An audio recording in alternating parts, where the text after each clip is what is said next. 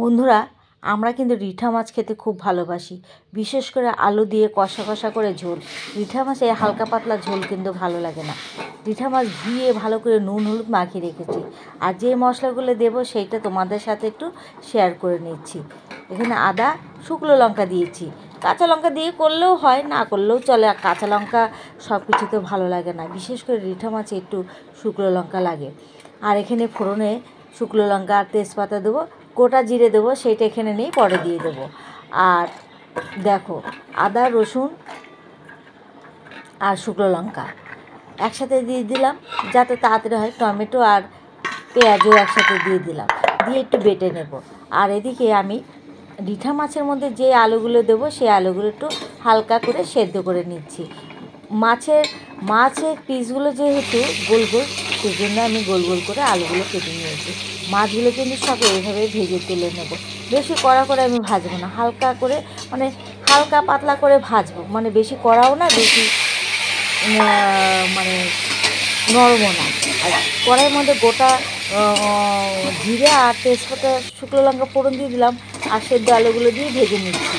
হালকা ভেজেই আমি নুন হলুদ দিয়ে দিলাম পরিমাণ করে। যেহেতু হলুদ দিয়েছি তার জন্য একটু জল দিলাম। অনেক সময় হলুদ দিয়ে ভাজলে না নিচটা লেগে ধরে, তার জন্যে আমি একটু জল দিয়ে দিয়েছি। আর এই যে মশলাটা করে রেখেছিলাম সেটা পুরোটা ঢেলে দিয়ে দিলাম। দিয়ে এই কাঁচা গন্ধ যেতেই আমি দিয়ে দেবো একটু গুঁড়ো মশলা। এটা হচ্ছে জিরের গুঁড়ো আর একটু কাশ্মীরি লঙ্কার গুঁড়ো, যাতে আরটু লাল দেখায়। এটা না দিলেও চলে, মানে কাশ্মীরি লঙ্কা গুঁড়োটা না দিলেও চলে, তাও আমি দিয়ে দিলাম, কিন্তু জিরের গুঁড়ো লাগে একটু। ভালো করে কষিয়ে নিচ্ছি, আর তেল ছাড়তে শুরু করে দিয়েছে। দেখো, তেল ছাড়তে শুরু করলে বুঝে নিতে হবে যে কষানো হয়ে গেছে। এইবারে গরম জল ঢেলে দেবো। আমি প্রতিটা সবজিতে, প্রতিটা রেসিপিতে আমি গরম জল ব্যবহার করি। গরম জল দিলে না তরকারি বেশি সুন্দর হয় আর তাড়াতাড়ি ফুটে যায়।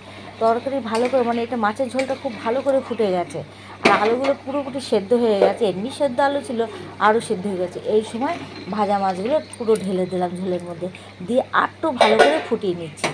ঝোল আলু মাছ একসাথে ফুটিয়ে নিলে তরকারির স্বাদ, মানে মাছের ঝোলের স্বাদ আরও বেড়ে যাবে।